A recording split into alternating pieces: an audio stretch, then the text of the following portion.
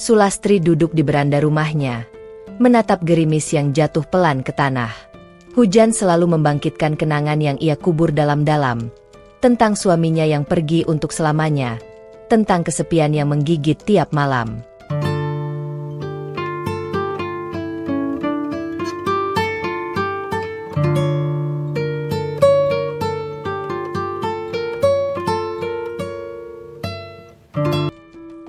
Ia sudah terbiasa sendiri dengan dunia yang hening tanpa suara. Pagi itu, lelaki itu datang lagi seperti biasa, mengantarkan paket dengan senyum yang selalu sama.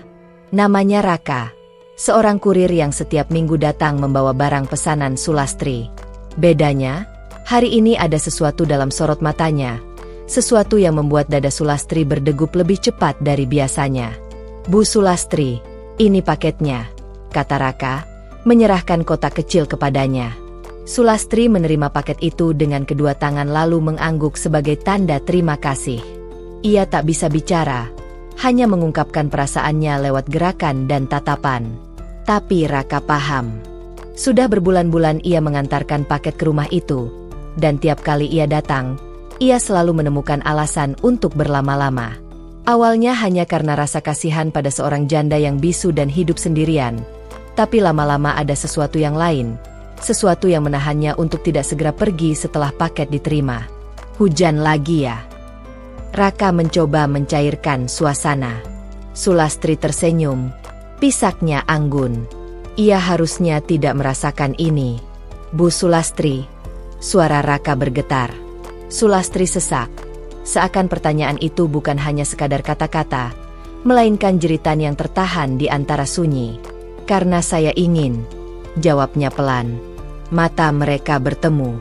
Tidak ada suara, tidak ada kata-kata, tapi udara di antara mereka terasa begitu padat, begitu mendebarkan.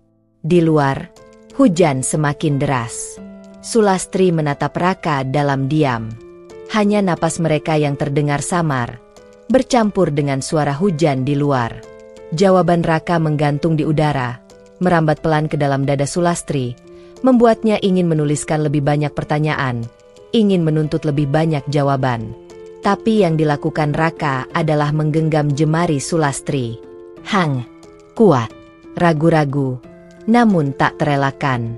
Jantung Sulastri berdegup lebih cepat. "Saya tidak tahu kapan mulai memikirkanmu seperti ini, Bu Sulastri." Perempuan itu menggigit bibirnya. Lalu, dengan tangan gemetar, ia menuliskan sesuatu di buku catatannya. "Saya tahu." Hening lagi. Pelan, Sulastri menarik tangannya, bangkit dari duduknya, lalu berjalan ke jendela. Tangannya meraba tirai, membuka sedikit celah untuk melihat keluar. Hujan masih deras. Jalanan masih sepi. Dunia terasa seakan hanya milik mereka berdua. Raka mengikutinya, berdiri di belakangnya, begitu dekat hingga Sulastri bisa merasakan hangat napasnya di tengkuk. "Saya bisa pergi sekarang kalau itu yang kamu inginkan." Suara Raka terdengar lirih, nyaris berbisik. Sulastri tidak menoleh, hanya mencengkeram ujung bajunya. Bahkan ia ingin menangis, tapi sesuatu menahannya. Sesuatu yang ia sendiri tahu. Raka mendekat hingga Sulastri bisa merasakan panas tubuhnya. Ia memejamkan mata sejenak, mencoba melawan perasaan yang makin menyesakkan dada. Pelan, tangan Raka terangkat, hampir menyentuh pipinya. Tapi sebelum benar-benar menyentuh, Sulastri menatapnya dengan mata yang menyimpan begitu banyak ketakutan dan keinginan. Sulastri membuka catatannya, menuliskan sesuatu dengan tangan gemetar. "Kalau kamu tetap di sini, tidak ada jalan kembali." Raka membaca tulisan itu perlahan. Perempuan itu bimbang, tapi ada sesuatu dalam dirinya yang tak bisa ia kendalikan. Pelan, lelaki itu mengangkat tangannya, menyentuh wajah Sulastri dengan hati-hati, seakan ia sesuatu yang rapuh dan berharga. Sulastri menutup mata, membiarkan sentuhan itu menghangatkannya. Hujan jatuh ke tanah. Kenangan yang sudah menguap datang kembali. Bibir mereka akhirnya bertemu dalam keheningan, di hujan yang baru saja mereka bagi. Ciuman itu lembut pada awalnya, ragu, Seakan keduanya masih bertanya-tanya apakah mereka benar-benar menginginkannya. Tapi ketika Raka menarik Sulastri lebih dekat, merasakan hangat tubuhnya yang selama ini hanya bisa ia bayangkan, segalanya runtuh. Tidak ada lagi batasan. Tidak ada lagi keraguan. Sulastri membiarkan dirinya tenggelam dalam dekapan lelaki itu. Sudah terlalu lama ia hidup dalam kesunyian. Sudah terlalu lama ia membatasi dirinya dari rasa yang ia sendiri rindukan. Bu! Angan-angan Raka terhenti oleh suara yang samar, tapi semakin nyata. Bu Sulastri. Suara itu datang dari luar rumah. Sulastri terkejut. Ranjangnya berderit pelan. Ia bertanya dalam hati, "Siapa?" Sulastri tidak menjawab. Dengan tergesa, ia meraih kainnya, membungkus tubuhnya. Raka hanya menatapnya, lalu menatap pintu. Hujan masih turun di luar, tapi ada badai lain yang baru saja dimulai di dalam hatinya. Lalu berlari ke jendela. Di luar, berdiri seorang lelaki, sosok yang seharusnya tidak ada di sana. Seorang lelaki dengan tatapan curiga berdiri di bawah sinar matahari pagi. Sulastri merasa tubuhnya membeku. Ia merasakan Raka mendekat di belakangnya, melihat keluar jendela dengan ekspresi yang sama tegangnya. "Siapa dia?" bisik Raka. Sulastri menelan ludah. Tangannya gemetar saat ia menuliskan sesuatu di atas kertas lalu menyerahkannya pada Raka. "Mantan suamiku." Raka membaca tulisan itu dengan mata melebar. Ia menoleh ke Sulastri, tapi perempuan itu hanya menggigit bibirnya. Wajahnya pucat. "Tapi kau bilang dia sudah mati." Suara Raka terdengar serak, setengah berbisik. Sulastri menggeleng cepat, lalu kembali menuliskan sesuatu dengan tangan gemetar. "Aku pikir dia sudah mati. Aku tidak pernah melihatnya lagi sejak dia pergi bertahun-tahun lalu." Di luar, lelaki itu masih berdiri di halaman. Matanya tajam menelusuri setiap sudut rumah. "Lastri, aku tahu kau di dalam." Suara itu terdengar jelas sekarang, penuh otoritas, penuh ancaman. Sulastri melangkah mundur. Tubuhnya gemetar. Raka mengepalkan tangan, rahangnya mengeras. "Kalau dia memang suamimu, kenapa dia meninggalkanmu?"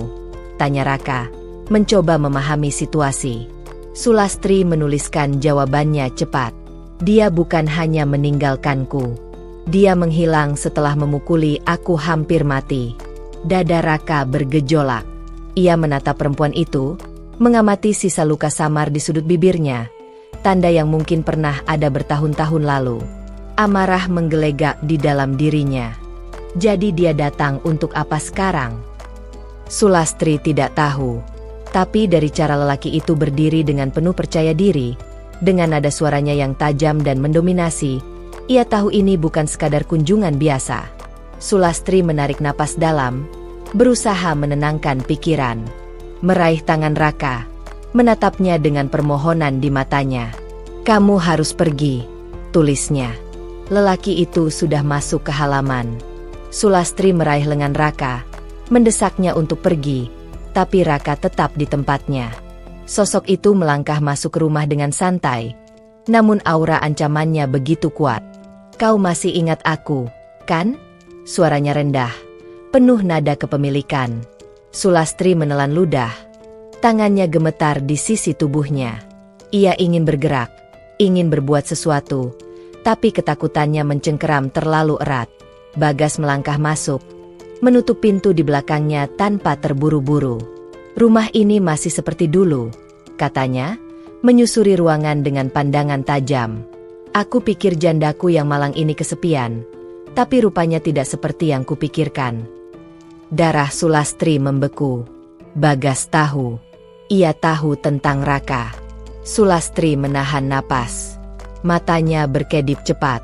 Ia melirik arah pintu belakang, berharap Raka sudah pergi. Tapi Bagas menangkap gerak matanya. Ia terkekeh. "Oh, kau mengharapkannya masih ada di sini?" Sulastri kembali menatapnya, berusaha menyembunyikan kepanikan dalam dirinya. Bagas menghela napas lalu menggeleng. "Kau tahu, Lastri." Ia berjalan mengelilingi ruangan dengan langkah santai, tapi penuh ancaman. Aku dulu membiarkanmu pergi karena aku muak. Aku lelah denganmu. Tapi sekarang aku pikir aku terlalu murah hati. Ia menoleh, menatap Sulastri dengan pandangan yang membuat tubuhnya merinding. Kau milikku, Lastri, dan aku tidak suka berbagi. Ada suara di belakang Bagas. Ia menoleh cepat. Sulastri menahan napas. Dari pintu belakang yang seharusnya sudah kosong, Raka masih berdiri di sana. Matanya penuh kemarahan, rahangnya mengeras, dan di tangannya ada sebilah pisau dapur. Kalau kau ingin menyentuhnya, suara Raka bergetar, kau harus melewati aku dulu. Bagas menatapnya lama, lalu tertawa sinis. Kau pikir aku takut? Senyum di wajah Bagas lenyap. Ia menatap Raka dengan tajam, lalu mendekat dengan langkah perlahan. Aku tidak takut. Aku hanya tidak mau mengotori tanganku dengan darah seseorang yang tidak penting. Bagas menggeram, tapi ada kemarahan yang tertahan di wajahnya. Ia tahu tidak punya pilihan. Dengan enggan, ia melangkah mundur. Sulastri gemetar dalam pelukan Raka. Dadanya naik turun dengan napas yang tidak beraturan. Raka bisa merasakan betapa ketakutannya perempuan itu. Bukan sekadar ketakutan biasa, tapi ketakutan yang sudah tertanam sejak bertahun-tahun lalu. Ia mengusap punggung Sulastri perlahan, mencoba menenangkannya, tapi di dalam dirinya, amarah berkecamuk. Sulastri akhirnya menuliskan sesuatu dengan tangan gemetar. Tidak hanya aku, kamu juga harus pergi. Raka mengernyit. Maksudmu? Sulastri menggeleng lalu menulis lebih cepat.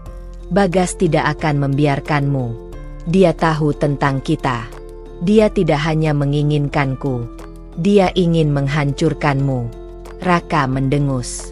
Tapi sebelum ia bisa menjawab, terdengar suara kendaraan berhenti di depan rumah. Sulastri langsung menutup mulutnya dengan tangan. Matanya membelalak. Air mata langsung menggenang. Raka menatap perempuan itu dengan ekspresi penuh kebingungan. Siapa? Tanya Raka. Sulastri tidak menjawab. Dengan tergesa, ia meraih kainnya, membungkus tubuhnya, lalu berlari ke pintu. Tangannya gemetar saat membuka kunci dengan hati-hati. Lalu ia menarik daun pintu perlahan. Di ambang pintu, seorang pria tua berdiri dengan wajah yang penuh keraguan. Rambutnya sudah memutih hampir sepenuhnya.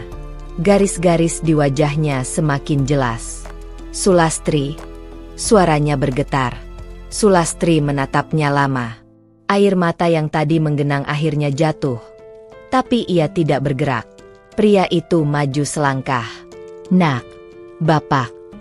Suaranya serak, tertahan emosi. Tangannya terangkat, ingin menyentuh putrinya. Tapi Sulastri tetap diam.